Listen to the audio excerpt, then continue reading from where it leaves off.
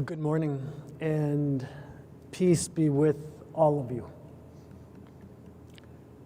The last time we gathered here with me at the press conference on December 18th for my announcement, I said that I love Jesus, I love the church, I love people, and out of that relationship, I strive to love my neighbor.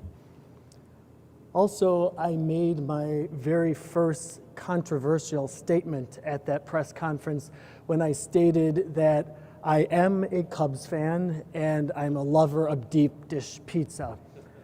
Well, since that time, New Yorkers have stopped me and basically have accepted my loyalty to the Cubs. They've said, if you're a fan, you're a fan. You're not a fair-weathered fan, you're loyal, that's good. You know, that's a good thing. However, they've debated my loyalty to deep dish pizza. And some have just stopped me and said, hey, it's more like a lasagna. It's not really a pizza. And but I have never met a pizza that I don't like. So I look forward to continuing that debate while living here. Last time, when I walked out here, I still had not had the opportunity to see these beautiful murals behind you. They have some famous New Yorkers and saints, first responders. There's immigrants from past and present.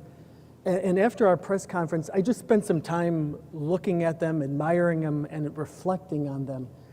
And as I looked at them, it just reminded me of my own family, immigrants who came here from Germany and from Ireland and from Poland. And it also reminded me of people I've met along the way during my time in missionary work in Latin America. What it reminded me of is that people still look to that golden door for hope and for opportunity here in the United States. I just today want to give you a quick preview of what you might expect and what you're going to see at Vespers tonight and at the installation Mass tomorrow. Tonight, in her wisdom, the church gives us a time for prayer. Tonight is not a time for setting an agenda or me promoting my vision, but it's a time to ask for God's blessing in prayer and doing so together. Tomorrow at the installation Mass, the themes of my homily are going to highlight gratitude and the mission of the church. You're going to notice that I will reference a number of times Pope Leo XIV. I will strive always to be obedient and respectful to him and also collaborate with his vision.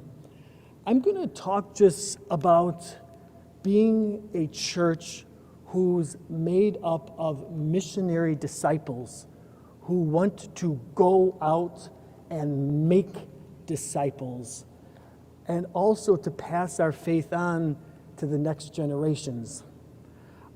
I'm going to talk about a church that builds bridges, goes out to the peripheries, engages the world, and lives her mission, a missionary church. These liturgies that we're going to be participating in the next couple of days have been planned by some wonderful and talented people. And most of the decisions of what you're going to see were made by them. They've spent a lot of time, work, and energy on them, and I'm grateful to all of them.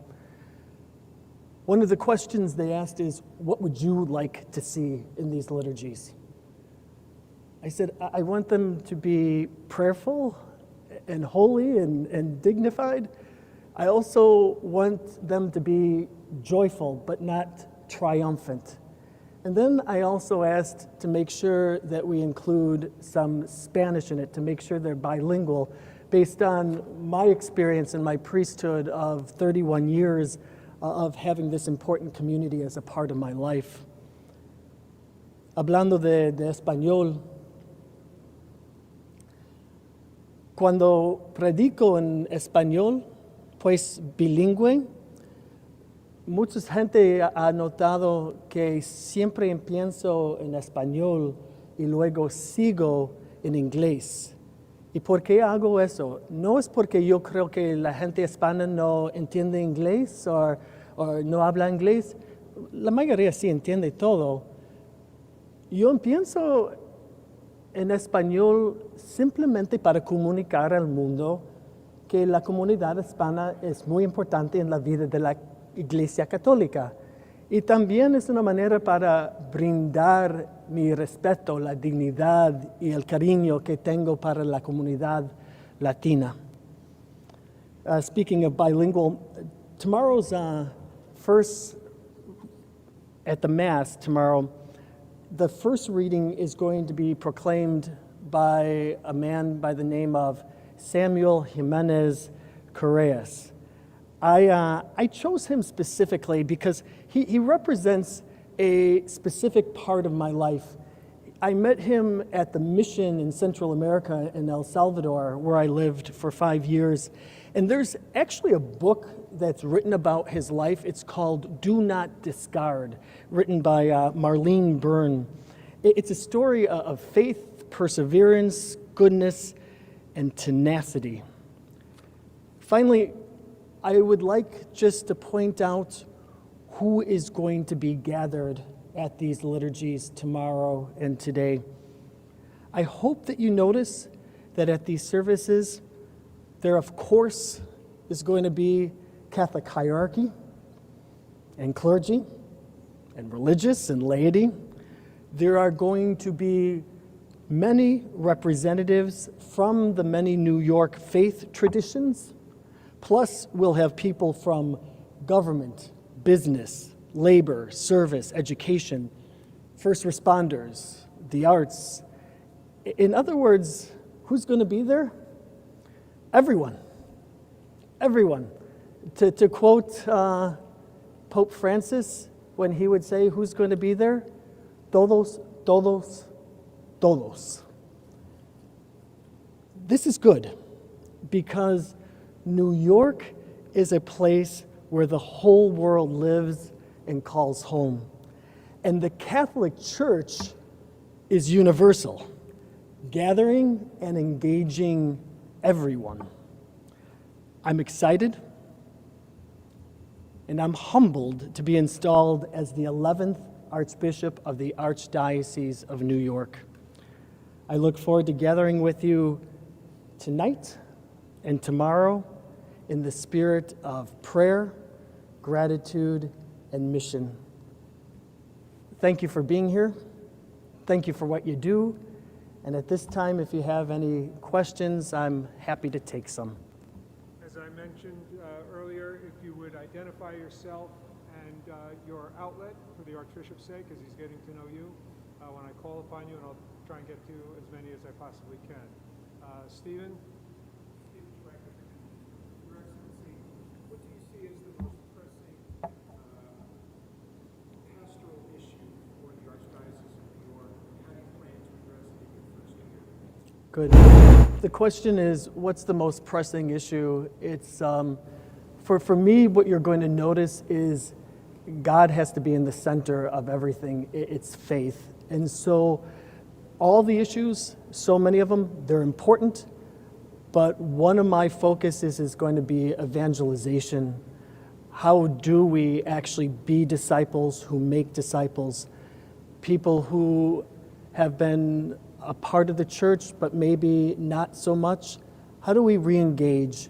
How do we pass the faith on to the next generation? How do we be a church that is relevant and thriving and beautiful, sharing our faith together? So it's really living out that evangelizing mission of the church. Juliet? Yes, good morning. Juliet Hava from 1010 Winds Radio, All News Radio. Good. So you mentioned that you would talk about Pope Leo's vision. How do you interpret his vision and how will you carry out that vision? Sure. And that's a little bit about what you're going to hear today, but he's talking about a church that's engaged in the world, that builds bridges, that has a living faith that is strong. And With those basic messages, I'm just going to build on them. And what you've noticed also about Pope Leo, which I think is a very good thing, is he tends to listen more than he talks. And I also want to follow his model. I want to listen to what he says, understand it, reflect on it, pray about it, and then say, how am I going to help lead and interpret this for the people of God here in the Archdiocese of New York? You're being installed at a new moment in the city's politics as well. I'm wondering if you've spoken yet to Mayor Mamdani or if you've been in touch with City Hall. Good, thank you for that. It's the question is the relationship with politics, and if I've spoken to the new mayor. The new mayor and I have not had the opportunity to speak yet, and I'm sure that I will soon have that opportunity. I look forward to meeting him and getting to know him. What I'm going to also be saying tonight is what I'd like to do as the Archbishop here is understand that in politics, in government, there are going to be things that we disagree on. There are. But I'd also like to make sure we pay attention to what are those things that we can work together for the common good. From National Campus Reporter. So, you said this before, this is the city of the movement. What is your message for community Catholics in New York, in New York City, at a time nationally in which the voices are starting to be heard? Sure. The question is about, do I have a message for immigrant Catholics? And for immigrants in general, it's my response comes from a clear understanding in the Catholic Church and our social justice of what is human dignity. My message is how do we treat each other with respect? How simply do we see each other as brothers and sisters, and use that as a foundation for everything else. Que nos diga en español el mensaje obviamente para los hispanos aquí en Nueva York y aparte si nos puede explicar en español de la persona que hará mañana la primera lectura. Sí, pues mañana en la primera lectura hay un hombre que va a leer que yo conocí en El Salvador, el razón que yo escogí a él es porque él es parte de mi vida, de esta misión que yo tenía en Centroamérica. Yo dejé mi corazón allá en Centroamérica y él está representando un parte de mi vida que es familia, que es cariño, que es amor. Entonces, es un gusto, honor tenerlo representando no solamente él, sino una comunidad, una familia hispana de Centroamérica. El mensaje para los hispanos es simplemente que los quiero mucho. Ha sido un honor caminar con todos ustedes y en esta arquidiócesis vamos a seguir caminando juntos como hermanos y hermanas. Bishop Hicks, welcome. My name's Joe Torres from Channel 7 here in New York. You're coming from a suburban, rather smaller diocese in Joliet, where you preach to the faithful of about 500,000. Correct. Here you are in New York, where the faithful number in roughly 2.5 million in what is the media, arts, finance capital of the world. What challenges do you think you personally face having that sort of exposure and that sort of profile that extends not only to this archdiocese, but sometimes all across America? I think it's a good question. You're highlighting that I do come from a smaller diocese. I've been the bishop of the Diocese of Joliet for 5.5 years, about a little over 500,000 Catholics, vibrant, thriving, and we had to address a number of issues there from restructuring, but from the restructuring, the only reason for doing it was for evangelizing so that we could be a church that was in a position to grow and to strive and to live and to share our faith and to pass it on. And so I bring some of those things with me. And at the same time, while Joliet was smaller, I also am a priest for the Archdiocese of Chicago, which is right next door to Joliet. And so I've also lived and worked in a larger diocese also. And I think the unique thing about New York is exactly what you said, is that this is even larger than Chicago, and at the same time, we all know that New York is not just New York, but there's something that is very, the world is gathered here, it's national, it's international, what goes on here has an effect. So it's, I'm conscientious of that and realize that my word, my voice isn't just for the people of God in Joliet, who I love and loved being there, and it was such a joy being their bishop in the good times and the bad. And but I realize this is a little bit bigger, and I'll say one thing personal to that. The 10:15 Mass here at St. Patrick's, it's televised. It's where people from New York call their home parish, but it's also the Parish of America. It's the Church of America, where tourists and people all over.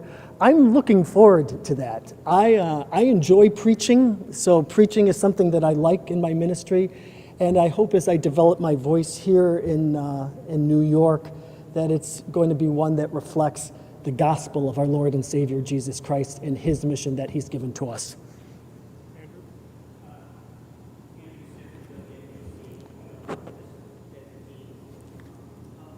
Those who are attending your installation are people you've known for 30 years or more, including someone I know, Tim Hintz, who I believe you performed his wedding in Mexico at an orphanage.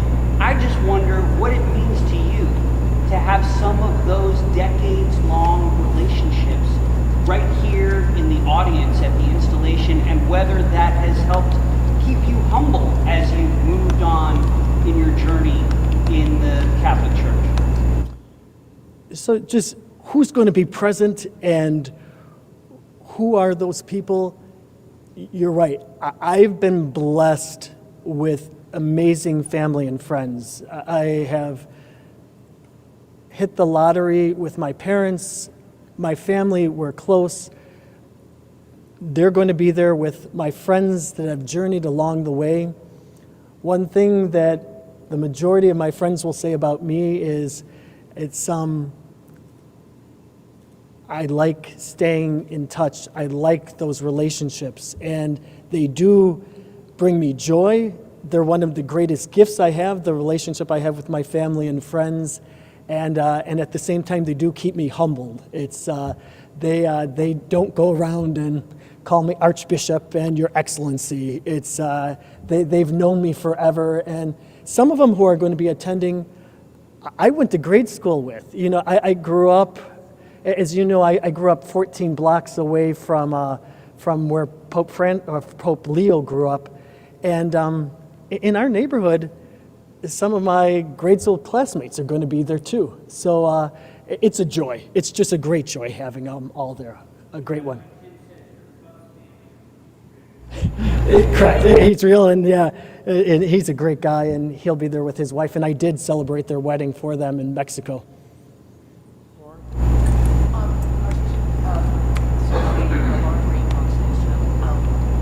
Jesus talked about sort of the poor, but he also said that's what the blessed of the poor in spirit. New York kind of has both, the economically poor, but also the poor in spirit, who are actually quite wealthy. How do you kind of plan to sort of reach both of them? I think that's the power of Jesus. He loves, knows, and reaches out to everyone, and he wants everyone to be saved. It's salvation through him. And blessed are the poor, and blessed are the poor in spirit.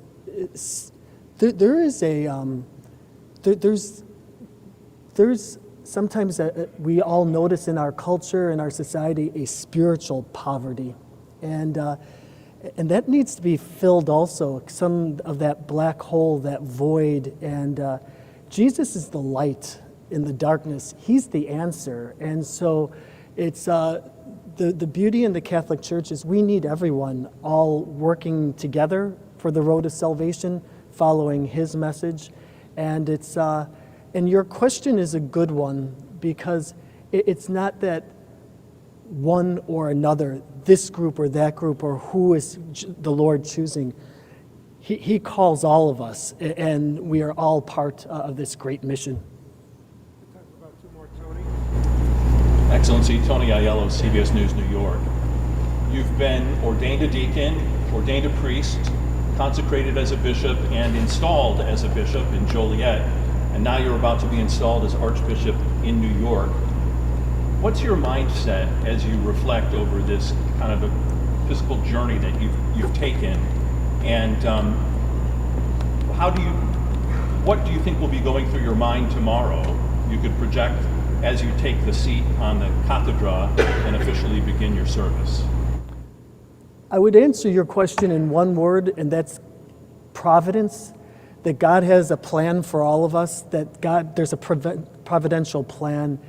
And what I've realized is at the time, I might not realize it, but God has been preparing me, God has been preparing you for the next steps of life. And God is always with me, God is always with you, God is always with us. So I really see that through it all, I might not have been cognizant, I might not have realized it. God has been preparing me along this way for this moment and for the future. And my job is to trust Him, to continue to trust Him. Simply trust, surrender, put my life in His hands, do what He asks me to do, hopefully without fear, do so with some hope, and follow the Lord. I just want to trust Him and follow Him and continue to do God's will. One quick follow-up. There is a Grant Hicks listed in the program tonight. Is that a nephew? Grant is my oldest nephew, and the whole Hicks family will be there, and he's the one representing it tonight by doing the reading. And then you're also going to notice that tomorrow will be my brother, my sister-in-law, my cousin, and her husband bringing up the gifts.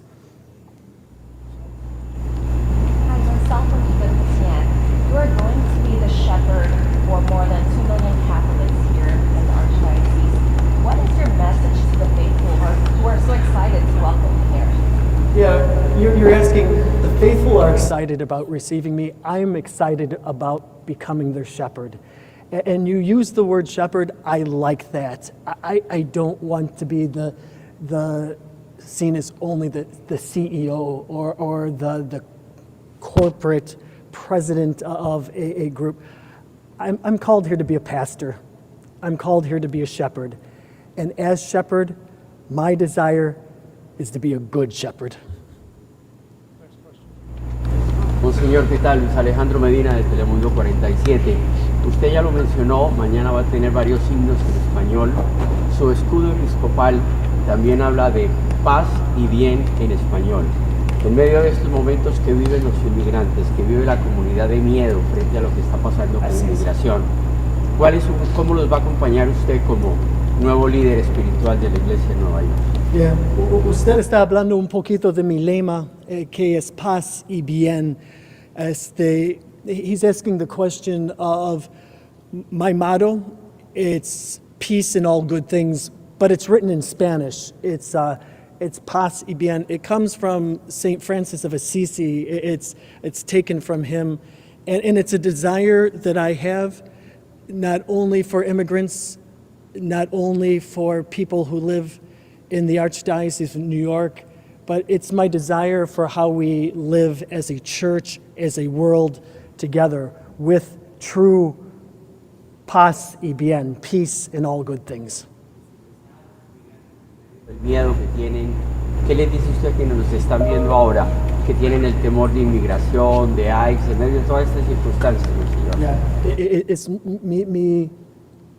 mi mensaje para todos es el mensaje de paz y bien, es que entre el miedo, los problemas, como estamos arreglando todos los conflictos, poner fe en Dios, seguir adelante, pero con verdadera esperanza también, y también ser ejemplos de cómo tratar el uno al otro como verdaderos hermanos y hermanas, porque así tenemos que tratar todos, no solamente un lado a otro, pero todos hermanos y hermanas juntos. Thank you very much, everyone. Appreciate it. Thank you. Can I just end right here? He's saying goodbye to you, but I would just like to say thank you for being here. Thank you for the work that you do. I do want to work for the common good. I want to work for the salvation of souls. I'm happy, I'm excited to be here. Having you here together present, I'm grateful and look forward to getting to know you. If I can ask for one thing, please pray for me and know that I'm praying for you. And I ask God to bless you today and always. Thank you, everyone. Thank you. Thank you all very much. Appreciate it. We'll see you, many of you, back here tonight. Great. Thanks, everyone. Thank you.